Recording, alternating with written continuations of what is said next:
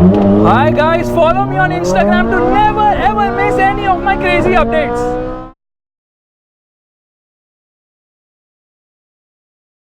Ambient lighting is present here as well, which is behind these vents, and if I want to turn off these vents, all I have to do is turn it to the left and they are turned off. Meanwhile, the attention to detail, the quality, amazing. You can move the seat ahead or behind like this. XG50 written right there. Below this, there's space to keep stuff along with two USB ports along with a micro SIM as well as a 12 volt charging socket too. This thing also opens up. There's an ashtray which is removable and of course a 12 volt charging socket or a cigarette lighter if I may. Meanwhile, just look at the treatment. Piano black finish, nice chrome, and of course, I mean, the attention to detail is massive. This analog clock looks beautiful. Start engine stop button, and on the steering you can see these two logos for the horn. The horn is also very nice. Right now I've turned on steering heat. Yes, you can turn on and off steering heat. These are actually the controls for the telephone. These are the controls for the cruise control. You can cancel it by pressing this button. These are the controls for this multi-information display of this 12.2 inch digital instrument cluster. These are the controls for the audio system. So I can browse through this screen. It has so many things to offer right away.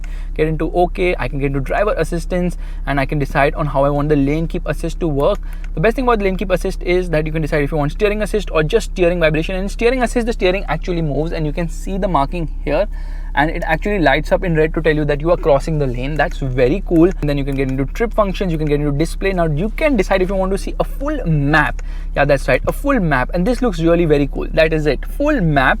So digital speedo comes here. There's no tacho on offer at this moment when you get into full map mode, but the display is really very crisp. Let me turn off full map. I can decide to turn off torch effect as well, and when I turn off torch effect, you can see all the numbers. When the torch effect is on, as you go across a speed or across an RPM, it keeps getting lighted up like that. Yeah, that looks very cool too.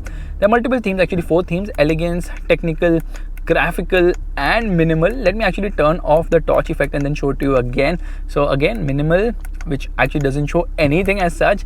Graphical, technical, and elegance, really very nice. Minimal, again, you can see there's a digital tachometer on offer. So let's just put it on elegance for the moment. I can also decide how I want the info panel to look.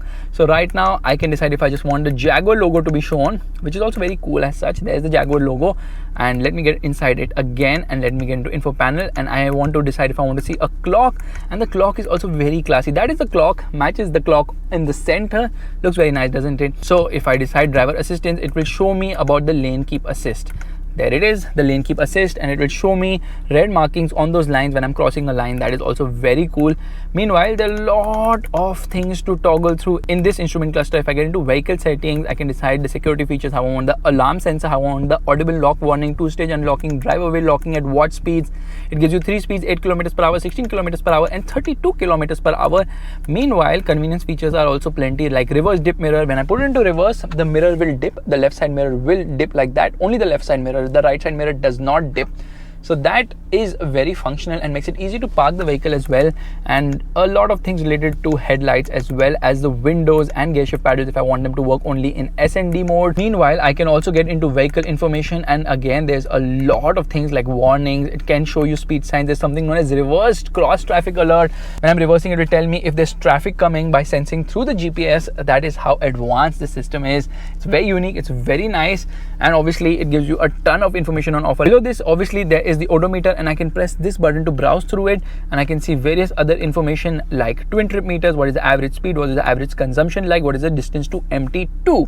But if I get into dynamic mode by pressing this button, yes, that flag, winter mode now in dynamic mode, these 2 meters switch themselves. So the speedometer comes on the leftmost, and in the center we get the beautiful tachometer. Now again, depending on various modes, the color changes. Now it becomes red when you get into dynamic mode, otherwise it is blue colored.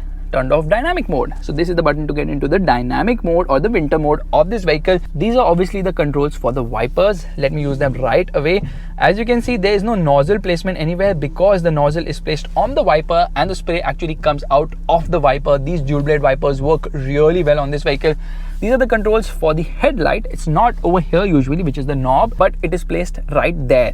Auto headlamp, obviously, automatic wipers, obviously, and you can obviously set automatic headlamp delay, which means that you can set it from 30 seconds to 1 minute to 2 minutes, which is once you get out of the car, the headlight will remain on so that you can find your way across. See the paddles on this vehicle, aluminum paddles, look really very premium. The steering is also so good to hold, and this 10-inch screen is the same size as the screens at the rear, which are also 10-inch each, but that's not a touchscreen. This is a touchscreen. This is known as the InControl Touch Pro. It's very slick, it's very nice. It's not as easy to operate as BMW's iDrive system, so I can obviously select which seat I want to move. So I can decide if I want to move this seat, I can just click on it, and then I can just move it using the controls on the right side bottom here. Okay, now if I want to move the rear seat, I can just click on that and move the rear seat as well. So I can actually control individually each and every seat inside this vehicle. Yeah, the driver actually gets a lot of responsibility. Meanwhile, I can get into massage as well. So I can turn on massage and I can decide on the intensity of the massage. There are 3 types of massages on offer. I can also set temperature if I want seat heating or if I want heat cooling. And it does make a lot of noise, but it is brilliant. It makes you feel so relaxed inside this vehicle. Now coming to the cameras on offer, there are multiple cameras. There are cameras on all 4 corners. This is a 360-degree parking camera. Let me get into reverse. This is the reverse parking camera. It obviously gets adaptive guidelines as well. Meanwhile, you can individually choose which camera do you want to see. So if I press this button, and I can decide if I want to see the rear camera along with the side camera. At times I can see 2 cameras or a single camera also. So this is the left camera. I can decide if I want to see the right camera too. So this is the right camera, and obviously you can choose permutations and combinations as per your liking. So let me just put the front camera for the moment. Yeah, it is not the slickest as such. Yeah, BMW system is very fluid. The way the UI works, the way the car dances and all, that's really very unique. Front and rear parking sensors on offer obviously, and the audio system is also very nice. The Meridian sound system offers great audio quality. So let's listen to music right away.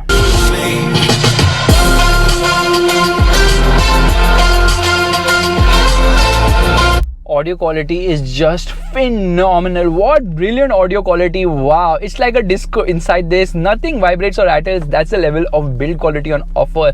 Obviously you get a frameless auto dimming inside rear view mirror, touch control lights. That's all you have to do to turn on the lights, and you get twin lights over here along with the mirror. Same is the case right there too, twin lights along with a mirror, although I would have appreciated if there was another sun blind, because some of these cars, high-end cars, offer twin sun blinds, because obviously these are bigger cars, you need to block a lot more sun. So this is for the rear blind,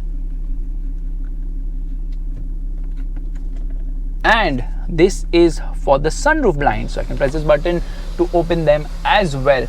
But that's not all. If I want to open the roof, I need to press this button. Now it doesn't open too much, which is kind of disappointing because you really can't hang out of this. That's all. That's the max it's going to open, unfortunately. However, there's a lot of airy feeling due to these twin roofs, although one big fat roof would have been much better. But then how would have they placed this light? Well, I have to check with the Mercedes S-Class how they do it. Multiple airbags, airbag, all over the place. There are airbags. It's a 5-star NCAP rated car. It's a very safe car indeed. So there are twin cup holders right here, and there are buttons here as well. This is for the traction control system to turn it on or turn it off. This button is for ASPC, which I will talk when I'm driving this vehicle. This says ASL, which is for age, sex and location in case you're chatting. Just kidding, it's not for that. Meanwhile, if I turn off the vehicle, you can see the gear lever actually goes inside. When I turn on the vehicle, the gear lever actually comes out. So much theater in this vehicle is just brilliant. Okay, the glove box, well, it's very easy to operate. There's this button, nice button, just touch it. Oh my god, there is my bear. What's up, bear? All good. The glove box is decent size. It's not very big, but it's functional nonetheless. And if I go into seat function and if I turn on seat heating, that is in temperature, you can see this thing lights up there in blue color to tell you that the seat is getting ventilated. It's also showing you the battery along with the network. Now let's use the parking function on this car. Press this button and we get into parking. Park exit, perpendicular park or parallel park. Well, let's do a parallel park maneuver right now, which means that I have to belt up, and so does that bear. All good, let's go. So we're going to parallel park, getting into drive, and we just have to crawl ahead. Now over here it's saying parallel park searching. Press button to change mode, which you can change on the go on the instrument cluster as well. So I think we will find parking right away, and there it's going to do everything on its own.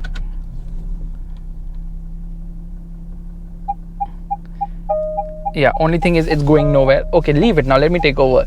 So you can see the steering operates itself. It's a little complex to understand this system. It's not as slick as some of the cars I have actually driven in, but it has a lot of features. Now this car was launched in 2016, the facelift, and the pre-facelift was launched back in 2009. Yes, this is one of the oldest cars. It is not one of the oldest cars, it is the oldest car in the segment without a doubt. Yes, it is the oldest car in the segment because other cars have got updated. The XJ hasn't got a comprehensive update. But that said, currently this generation also has a lot of features, although some of the features that we have seen in the Range Rover still hasn't made it through in this vehicle, like dual screens, which would have been really cool. Although like the seat function is there, the seat function is here as well, so all the controls on the touchscreen is also replicated here as buttons on this vehicle.